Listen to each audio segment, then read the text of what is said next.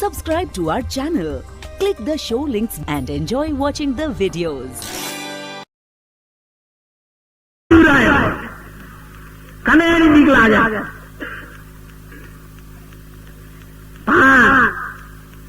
કહ્યું છે ને ધરતી તોડી શેષને અને દ્રોણાચલ હનુમાન કૃષ્ણ ગોવર્ધન તોડ્યો. તમે કોને કહેશો ભગવાન? આ ત્રણને પણ એવા કામ કર્યા.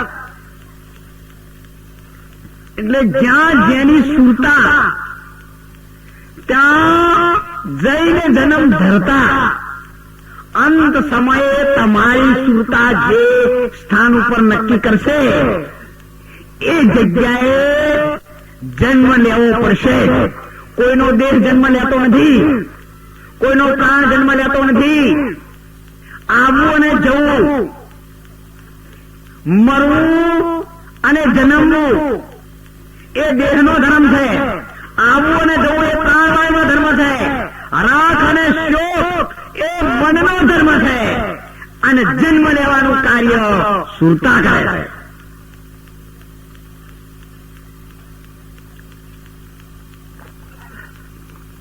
સુરતા અને નૂરતા બે વાતોમાં ઘણો ફેર છે.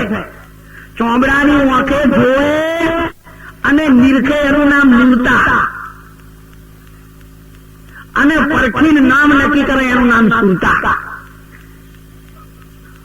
દાખલો એક આપી દે કે અત્યારે તમે આ ધર્મ સભામાં એક ભાઈને કે કોઈ બેનને કે દીકરીને કોઈ જોશે, 5 વર્ષ પછી એના વાળ સફેદ થઈ જશે, શરીર શુક્લકડું થઈ જશે, બીમાર થઈ જશે, અને બજારમાં તમને મળે ને એટલે તમારી આંખો એની સામે જોઈ રહી હોય. આ ભાઈને ક્યાંક આપણે જોયા છે. આંખો ઓળખતી હોય કેમ તાણકી હે, અડધા કલાકથી જોઈ રહે પણ ના ઓળખી શકે. પણ સુરતા આકાશ માર્ગે ઉડે. ક્યાં આવે?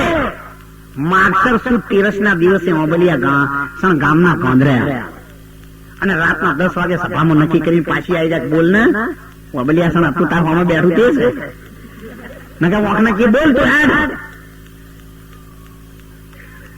અત્યારે કેટલાય માણસો સુઈ ગયા છે. બધાને નક્કી કરી શકા કાન સાંભળું છું. કોણ સાંભળો પૂછી દો. કોનમ કોઈ લૂચા ચાલ્યા પણ નહીં સાંભળતા. સાંભળવા વાળો બીજો છે. ઊંઘે છે સાંભળવા વાળો. આ તો ભૂંગળા ખુલ્લા સર્વાન આજુબાજુના ગામડામાં બધો સંભળાતા છે. તો પેલા ભૂંગળા અહીંયા મને ભૂંગળા બૂમ નહીં પાડતા. બૂમ પાડો ભૂંગળા તો હમણાં 4 વાગે બાંધેલા હતા.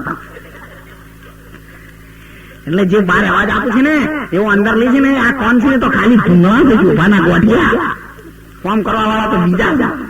તારે તા તો ખાલી વધના મોય ફરું જે મોહનથાળ ને બનાવી છે અને એને ચાહણીના હવાની પણ ખબર ન પડે.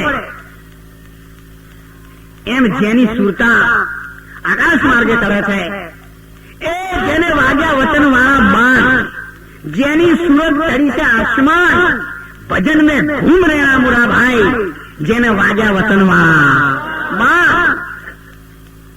તમે ગમે તેને ઓળખો પણ જ્યાં સુધી ભજન બરાબર નહીં કરો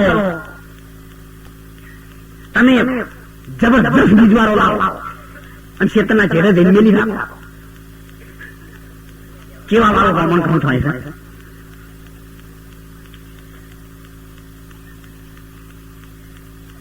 જબરદસ્ત 20,000ની ભેંસ લાવો અને પાડું ધરાઈને દો. ઘણું નેચર ને રવા ધારો થાય ખાવું દૂધ નહીં. એનો તમારા પ્રેક્ટિસ કરવાનું છૂટકો જ નહીં. અને એટલા માટે એક માયાનું કામ છે. હા, એમાં ફેર ફક્ત એટલો જ પડે છે. વીજળીના ચમકારે પાંડવાઈ મોતીરા પરોવી લે છે. પણ એ મોતીરા પરોવા માટે વીજળીનો તો ચમકારો જોઈશે. ખાલી સાબેના ધર્મો આટલો અધર થાય અને તમે ના અમુક પણ તમને ઝેર કરે એ વાત ક્યારે બને એવી નથી. અને એટલા માટે સંતોએ કહ્યું છે એક વાર એક છોકરા નળિયામાં માજી બપોરના 5 લઈને નીકળ્યા અને એક દેસાઈ કાકાનું ઊંટ બેઠેલું હતું, થોડું બીમાર જેવું હતું. માજીના મનમાં થયું કે આ છોકરા નળિયામાં ઊંટને બેઠું કરવું નથી. વખત શિયાળાનો ટાઈમ છે, ઊભું થઈ જાય અને થાપડવા મોઢે તો હો બિચારું મીંડે. એટલે કેટલું મોટું હતું, આઠમણું. માજી ગમનું મોટું કરી અને પાછલા ભાગથી જાળવી એક પગ પેલી બાજુ મૂકીને જતા રહેવાનો કૂદકો મારવા છે. એક પગ ઓમ કઈ ઓમ કરે ને એટલે કપડા માજીને ઊંટને અડ્યો, ઊંટ ભરચું ઊભું થઈ ગયું, ઉપર બેસી ગયો પડવાનો. માજીને ઊંધું ગમણ, ઊંટનું આઠમણું ઉપડ્યું આગા જોડે. એટલે હવે આ તો બાબાને બોલો બાનું ઊંધું પાછળ કોઈ જોવાઈ જાય. પાછા અમુક માણસો નક્કી કરવામાં આવે છે, ઓમ પાછળથી તું ઘેરામાં તમે ચંદ્યા ચો જવાનું છે તેમાં મને શું પૂછવું છે? મને તો કશું દેખાય છે. જો જાવું એ તો હવા ઉઠ દો એ જોડે ઉભું તારે ટેન્શન થાય.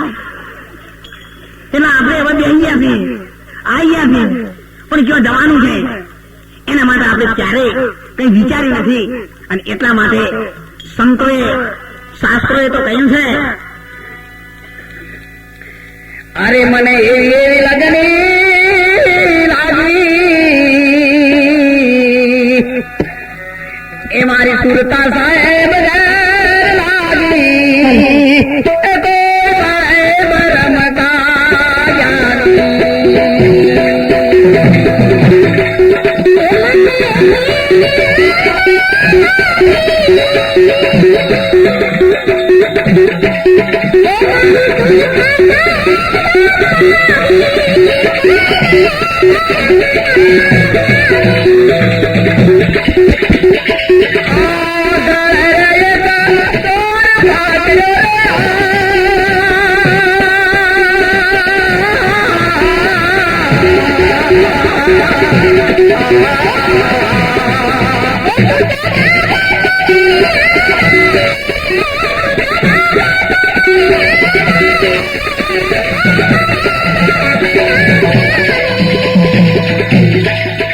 મને એવી લાગણી લાગી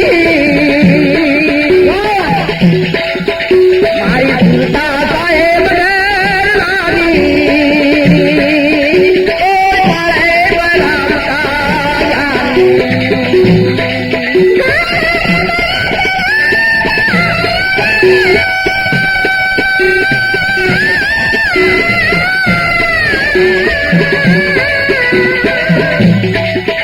ઓલા ભાગરે ભાગને ઘેરો ઓલી ધારીએ ચિતરાને ઘેરો એ પાળે ભરમતા યા